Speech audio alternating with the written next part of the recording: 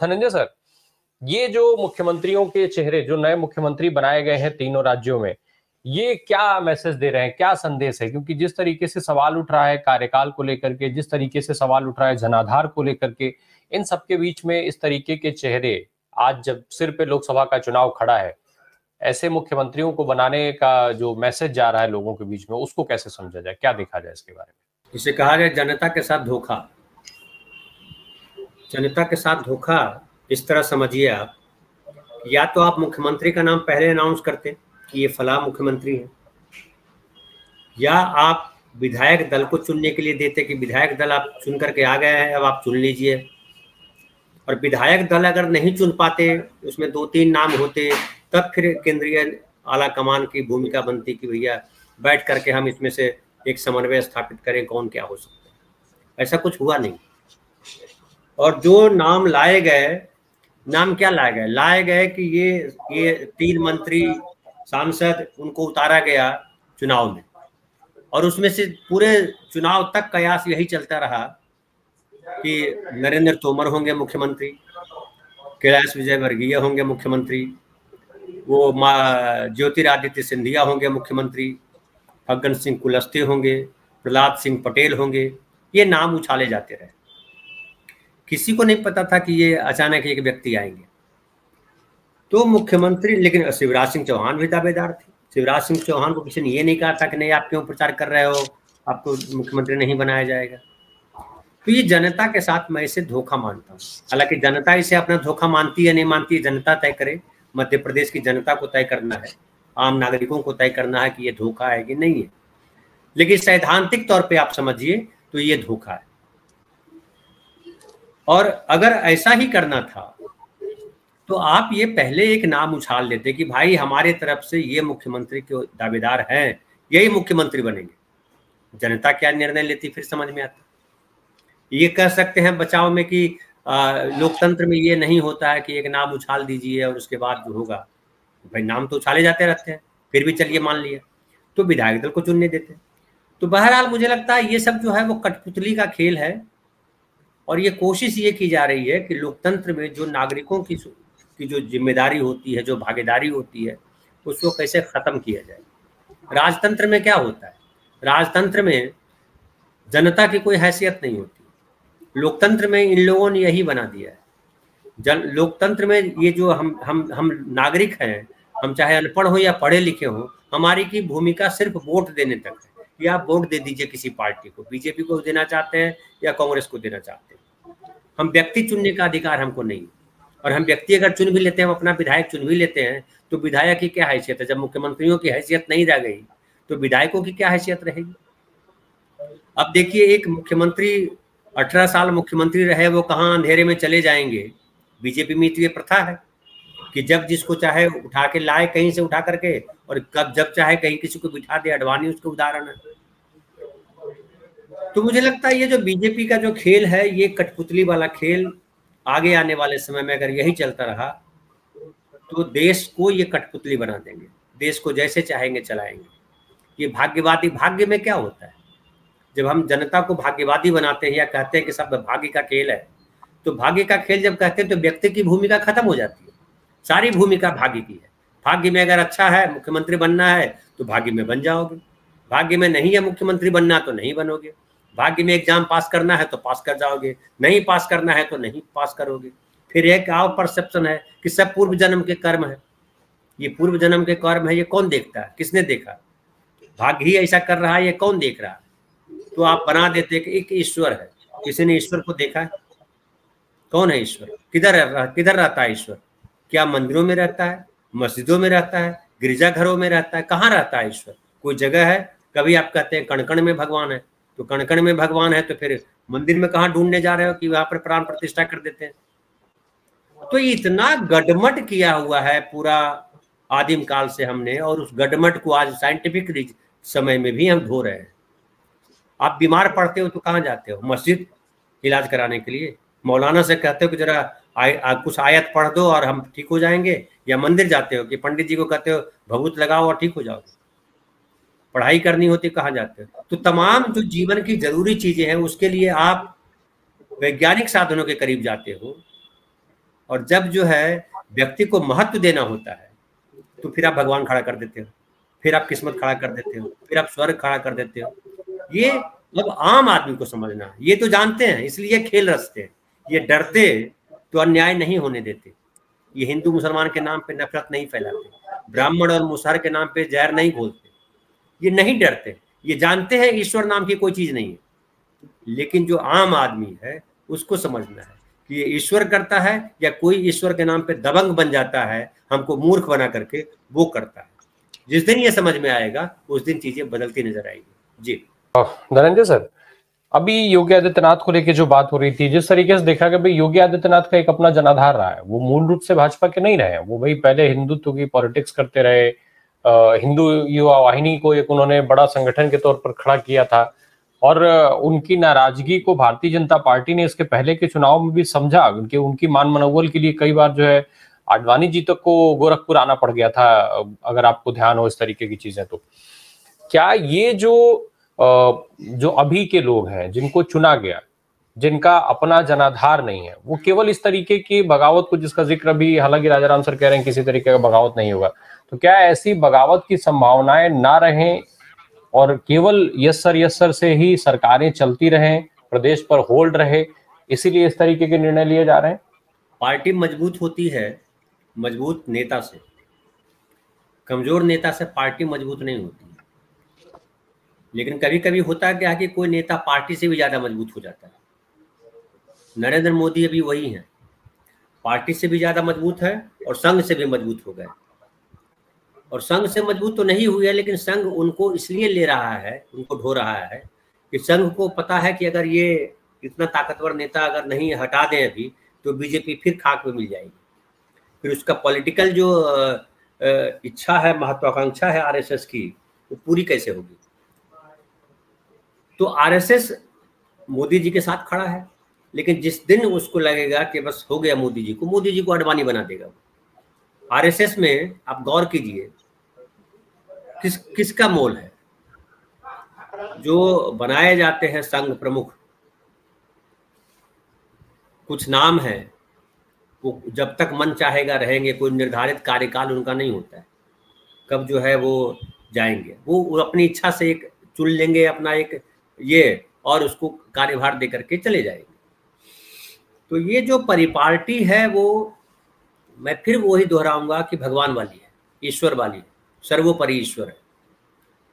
लेकिन क्या ईश्वर बिना जीवों के है? अगर ऐसे बनाते हैं तो क्या ईश्वर जो है उसके साथ कुछ सिद्धांत, कुछ नियम, कुछ कानून नहीं चलते हैं? क्या ईश्वर किसी को भी कुछ बना देता है? ये हम सवाल किनारे कर देते हैं, क्योंकि इस सवाल का जवाब मैं तो दे सकता हूं, लेकिन जो ईश्वर को मानते हैं उनके सामने ये जवाब नहीं है, उनको अच्छा भी नहीं लगेगा। अब आते हैं जो ईश्वर बने हुए हैं आज के दौर में, नकली ईश्वर जिनको कह सकते हैं, क्योंकि जो सत्ता के शिखर पे बैठे होते हैं उनको लगता है मैं ईश्वर हूँ, और मैं उनको ईश्वर मानता हूँ, क्योंकि जो सत्ता के शिखर पे बैठे हैं वो कुछ भी कर सकते हैं। वो ब्रजेश सिंह को अभी उठा के ले जाएंगे और मुख्यमंत्री बना दे सकते हैं, इतनी शक्ति होती है। कोई पूछेगा नहीं उनसे, ईश्वर से, कि ब्रजेश सिंह तो खड़े भी नहीं हुए थे चुनाव में, पॉलिटिकल इच्छा भी नहीं थी, लेकिन बना दिया। तो ऐसा इसलिए ईश्वर करते हैं ताकि आप ईश्वर में बिलीव करें। अगर एक संघर्ष करता हुआ व्यक्ति, समझिए यूपीएससी का एग्जाम होता है, क्या यूपीएससी के एग्जाम में जो यूपीएससी के चेयरमैन होते हैं वो देश भर में घूम करके चुन लेते हैं? कुछ लोगों को चुन लेना चाहिए, वैसे ही कलेक्टर को। कलेक्टर का एग्जाम, यूपीएससी का एग्जाम क्यों लेते हो? यूपीएससी के एग्जाम में, परीक्षा में योग्य व्यक्ति ढूंढा जाता है ना, कि कौन योग्य है। और योग्यता कैसे तय होती है? योग्यता तय करने का प्रमाण है परीक्षा। परीक्षा जो पढ़ाई तय की गई है कि ये सिलेबस है और इसके आधार पर हम जांच करेंगे। एमएलए के लिए क्या सिलेबस, किस आधार पर तय करते हैं कि मुख्यमंत्री जो अभी मनोज यादव है या विष्णुदेव साय है या भजन लाल शर्मा जी है, किस आधार पर तय किया कि ये मुख्यमंत्री के तौर पर बेहतर काम कर सकते हैं? कोई आधार होना चाहिए या नहीं होना चाहिए? साइंटिफिक समाज कहता है कि हर चीज का आधार होना चाहिए। हम जो चुनाव का विश्लेषण करते हैं वो इसी आधार पर करते हैं कि हम वो आधार लेते हैं। भविष्य को हम अतीत और वर्तमान के धरातल पर तौलते हैं और उसके बाद निर्णय लेते हैं कि भविष्य में क्या होने जा रहा है। बाकी भविष्य कोई पढ़ता नहीं है। वो जो ज्योतिष भी पढ़ते हैं वो कुछ सितारे रखे हुए हैं 12 घरों में, उन सितारों के आधार पर तय करते हैं। एक गणना है, एक साइंटिफिक उसके भी एक अध्ययन है और उसके आधार पर तय किया गया। तो यहाँ भी वही बात है, ये जो है ईश्वर बनने की परिपाटी है कि आप ईश्वर बनो और ईश्वर मानो। ईश्वर जो कहता है वही सही है, बाकी सब गलत है। ईश्वर को कोई चैलेंज नहीं कर सकता। वैसे ही बीजेपी अब संघ कह रहा है कि जो शीर्ष पर बैठा व्यक्ति है उसको चैलेंज नहीं किया जा सकता। आपने जो योगी जी की बात कही, योगी जी की जो दुर्गा वाहिनी बनाई थी, वह दुर्गा वाहिनी, वो भी चैलेंज ही था शक्ति को, ईश्वर को। वो बीजेपी में थे तब बनाया था उन्होंने, साथ साथ बनाया था। बाद में मुख्यमंत्री बने तो उसको किनारे कर दिया और उनको अभी सत्ता से हटाने का प्रयास कीजिए। देखिए योगी जी बतलाएंगे, और ब्रजेश भाई तो बढ़िया से जानते होंगे कि योगी जी किस तरह से मुख्यमंत्री बने। ईश्वर तो चाहते थे कि मनोज सिन्हा चीफ मिनिस्टर बने, मनोज सिन्हा चीफ मिनिस्टर नहीं बने, राज्यपाल बना दिए गए। लेकिन अब योगी जैसा चैलेंज करने वाला व्यक्ति है क्या? और ये जो वसुंधरा राजे सिंधिया हैं या जो शिवराज सिंह चौहान हैं, ये किसके भरोसे चुप है? किस डर से चुप है? कौन सी परिपाटी गढ़ रहे हैं? आज जो लाए गए हैं मनोज महेश यादव नाम है ना, मोहन यादव। कल मोहन यादव को कोई राम यादव या राम वर्मा या राम चौहान बदल देगा आकर के। तो ऐसे नहीं बदलाव होता है। बदलाव होता है किसी की जगह, समझिए पुराने आईएएस जाते हैं, नए आईएएस आते हैं, तो पढ़ाई वही रहती है, वही योग्यता का आधार होता है। तो एमएलए की योग्यता, अब ये अलग एक और बात मैं आपको बतलाऊं कि नरेंद्र मोदी जी को मुख्यमंत्री बनाया गया था, जब वाजपेयी जी ने बनाया था तो कौन से आधार पे बनाया था? किस आधार पे तय किया था कि केशुभाई पटेल के मुकाबले नरेंद्र मोदी को खड़ा किया जाए? कोई आधार होगा? या कठपुतली चाह रहे थे? और मोदी जी कठपुतली नहीं रहे क्या? अडवाणी ने सोचा था कि हम एक कठपुतली वहां बना रहे हैं और वो हमारे अनुसार चलेगा। क्या चले मोदी? नहीं चले। तो ये नेताओं को तय करना है, बीजेपी ने नेताओं को तय करना है, हमको नहीं तय करना है।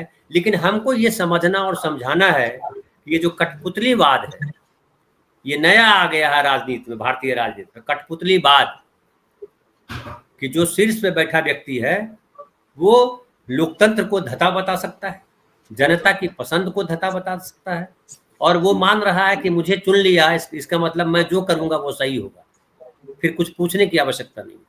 तो क्या जो चुन लिया आपको, तो आजन्म चुन लिया आपको? क्या नरेंद्र मोदी जी को भारत का अगर प्रधानमंत्री चुन लिया भारत की बहुमत जनता ने, तो आजीवन चुन लिया है? या फिर चुनाव होंगे तो वही जनता अगर उनको हरा देगी तो क्या करेंगे? तो ये सारे सवाल है, और ये सवाल जो है हमारे लोकतंत्र को हम आम आदमी को समझने की जरूरत है। नेता तो नहीं समझेंगे, वो उदाहरण गिना देंगे। हम देख रहे हैं 2 दिनों से या 3 दिनों से कि जो जर्नलिस्ट हैं वो गिना रहे हैं, इंदिरा गांधी भी ऐसे करती थी, फलाना भी ऐसे करते थे, वाजपेयी जी भी ऐसे किए, ये ऐसे किए। गिनाते रहिए। क्या हम यहाँ पे बैठे हैं केवल वो गिनाने के लिए, या ये पक्ष भी रखने के लिए बैठे हैं कि लोकतंत्र में कठपुतलीवाद गलत है? मुझे लगता है गलत है। और नेता विरोध करे न करे, नेता को तो लगता है कि जो शिवराज सिंह चौहान थे, जीत करके लाए थे उमा भारती ने मध्य प्रदेश में हराया था। को 9 महीना भी नहीं रहने दिया मुख्यमंत्री के पद पर, उनको हटा दिया गया।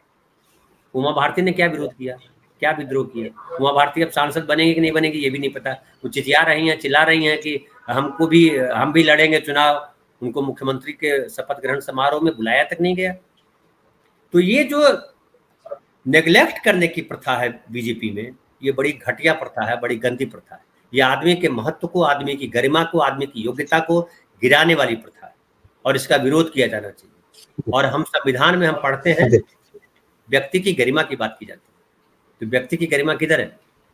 जी धनंजय सर, एक शुरुआत में मैंने राष्ट्रीय स्वयंसेवक संघ का भी जिक्र किया था। सर, संघ को लेकर के भी पिछले दिनों दुराव की खबर आ रही थी। प्रधानमंत्री नरेंद्र मोदी हो, अमित शाह हो, मोहन भागवत हो, इन लोगों के बीच की, क्योंकि प्रधानमंत्री कभी संघ मुख्यालय भी इसी वजह से नहीं गए, कई सारी चीजें इस तरीके की निकल करके आती रही। क्या ये जो मुख्यमंत्री बनाए गए हैं अभी, क्योंकि संघ ने अपने मुखपत्र ऑर्गेनाइजर में साफ साफ ये बात कह दिया था कि ब्रांड मोदी के दम पे चुनाव अब नहीं जीता जा पाएगा, तो क्या संघ के साथ भी अपने रिश्ते सुधारने के लिए इन मुख्यमंत्रियों को चुना गया? संघ ने अपनी नैतिकता खो दी। संघ की बात जब करते थे तो आरएसएस लगता था कि एक ऐसा संगठन जो भारतीयता की बात करता है, जो गांव की बात करता है, गाय की बात करता है, गोबर की बात करता है, भारतीय संस्कृति की बात करता है, चाल चेहरा चरित्र की बात करता है। क्या इसमें से कुछ है? 10 साल के शासनकाल में, नरेंद्र मोदी के शासनकाल में गांव का क्या हाल हुआ पता है आरएसएस को? आरएसएस एक ऐसा संगठन अब बन के रह गया है जिसको येन केन प्रकारेण देश की सत्ता पर अपने आदमी को बिठाने, अपने खिलौने को बिठाने, वो देश के साथ खेल रहा है। जिस दिन देश के नागरिकों को भी ये पता चल जाएगा कि आरएसएस भारत को यशस्वी बनाने के लिए, भारत को एक बढ़िया देश बनाने के लिए काम नहीं कर रहा है, बल्कि वो जो है खेल रहा है देश से, आरएसएस का सुपड़ा साफ हो जाएगा देश। वैसे भी संगठन रजिस्टर्ड संगठन तो है नहीं, वो आम आदमी के बल पर है, और वो आम आदमी का बल जो है वो भ्रम पे बहुत दिन तक नहीं चल सकता। मुस्लिम विरोध पर तो चला लिया आपने, कांग्रेस को गाली देकर के चला लिया आपने, गांधी नेहरू को गाली देकर के चला लिया आपने, लेकिन अब जब लोग सवाल करेंगे कि 10 साल में हमारा देश कहाँ गया, हमारे गांव कहाँ गए, हमारी भाषा कहाँ गई, हमारी संस्कृति कहाँ गई, क्या ये संस्कृति है? जो नरेंद्र मोदी कर रहे हैं, जो सवाल पूछ रहे हैं आरएसएस के संघ प्रमुख कि मणिपुर में क्या हो रहा है, विदेशी साजिश कर रहा है, ये कितना बड़ा ढोंग और कितना बड़ा झूठ है। कौन साजिश कर रहा है? पकड़ो, पूरे देश की सत्ता आपके पास है। अमेरिका से मदद लेनी है, वो भी ले लो मदद। अमेरिका तो मदद के लिए एकदम खड़ा है, पूरी दुनिया में मोदी जी का डंका बज रहा है, कौन देश नहीं साथ देगा? इजराइल इतना ताकतवर देश है, उसके साथ मोदी जी खड़े हैं। ढूंढो। संसद में 2 आदमी घुस गया तो पसीने छूट रहे हैं, जवाब नहीं दिया, सूझ रहा है। ये सब जो है बेवकूफ बनाने के यंत्र लेकर के बैठे हुए। हालांकि संघ के पास जो कुछ चेहरे थे, जो आदर्श था, वो तो बहुत पहले टूट गया था, लेकिन वाजपेयी जी उसको ढके हुए थे। वाजपेयी जी एक ऐसा चेहरा थे इस देश में संघ के पास, जो नए लोगों को, जो कुछ लोगों को सांत्वना देते थे। अब राम मंदिर के नाम पर, कृष्ण मंदिर के नाम पर, फलाना मंदिर के नाम पर कितने मंदिर बना दोगे? कितने साल मंदिर बनाओगे? कितने बार मंदिर आंदोलन करोगे? मंदिर के अलावा कुछ है? कुछ नहीं है। मुसलमानों से नफरत करने के अलावा इनके पास कोई एजेंडा नहीं है। मुसलमानों से नफरत करो और सत्ता में बैठो। देश का मजाक बना रहे हैं आप। जब आप कहते हैं कि 80-20 करते हो, मुसलमानों को सत्ता से बाहर रखने की सोचते हो, तो दुनिया आपको किस नजर से देखेगी?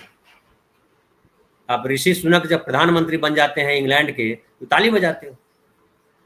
दुबई में मंदिर बनने की इजाजत मिलती है तो आप खुश होते हो।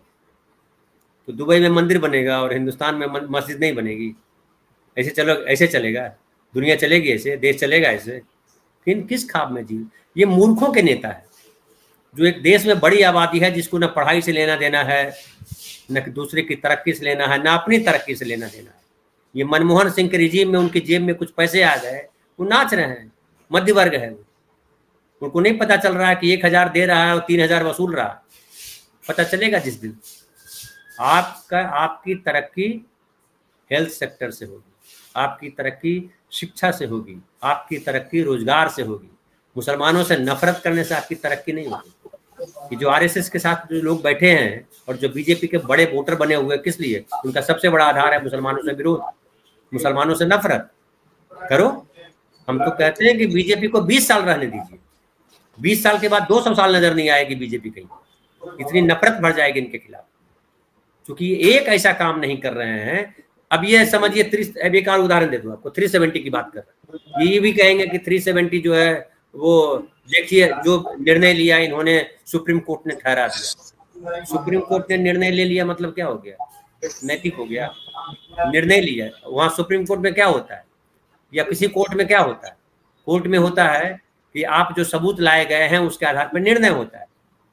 हमारे यहाँ लक्ष्मणपुर बाथे में नरसंहार हुआ, 50 से ज्यादा लोग मार दिए गए, कोई अपराधी नहीं पकड़ा गया, इसका मतलब क्या? मारने वाला गुंडा ही अपने आप मर गए थे, सब खुद ने चाकू घोंप लिए थे। तो अदालत में अगर जो साबित नहीं हुआ, इसका मतलब वो नहीं है, ये नहीं सही। नैतिकता भी बहुत बड़ी चीज है, लोकलाज बहुत बड़ी चीज है, लोकलाज से देश दुनिया चल रहा है।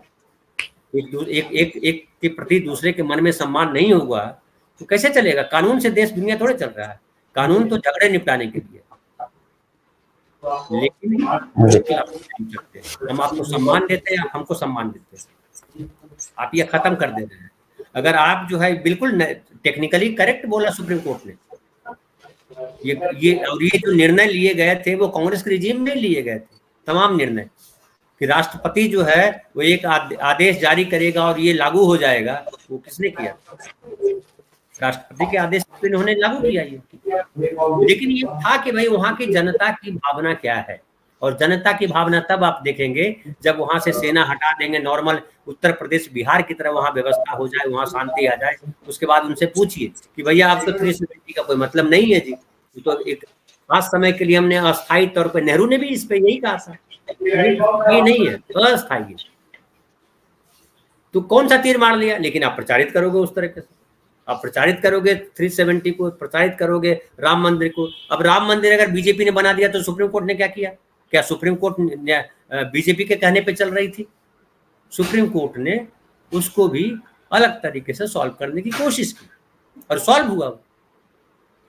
तो ये गलत नैरेटिव गढ़ करके जो कहा जा रहा है वो मुसलमानों को बेवकूफ नहीं बना रहे हैं, इस देश के हिंदुओं को बेवकूफ बना रहे हैं। इस देश में तरक्की आएगी तो उसका सबसे ज्यादा लाभ हिंदू लेंगे।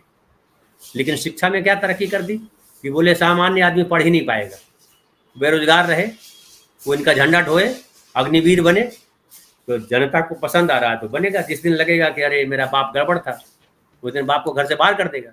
ये तो प्रथा है ना, हमारे देश में बनी हुई है ना, कि बाप जब जीवित था तो उसको पानी नहीं दिया पीने के लिए, मरने के बाद पीपल में घड़ों पानी भरते हैं, हर साल जाके भरने जाते हैं कि बाबूजी को पानी जा रहा है। तो ऐसा देश जो है, ऐसे लोग जो है वो कहाँ पहुंचाएंगे देश को?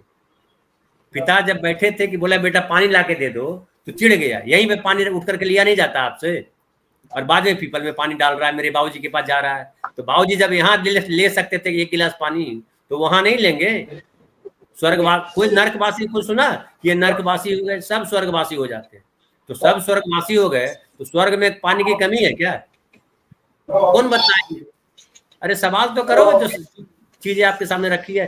क्या ब्रिजेश भाई किसी को सुना आपने कि नरकवासी हो गए? वो हमने नहीं सुना, सब स्वर्गवासी हो गए। तो स्वर्ग में पानी की कमी है, क्या कोई पीपल में पानी दे रहे हो? तो ये जो है आरएसएस का ये जो चैप्टर जो है बहुत जल्दी क्लोज हो जाएगा, इसलिए कि आप जब सत्ता पे आते हो तो सत्ता की बीमारी लेकर के आते हो। सत्ता में बीमारी है अहंकार, सत्ता में सबसे बड़ी बीमारी अहंकार है। तो अहंकार जो है सबसे बड़ा शत्रु है मनुष्य का, तो होगा, यहाँ भी दिखाई पड़ेगा जी।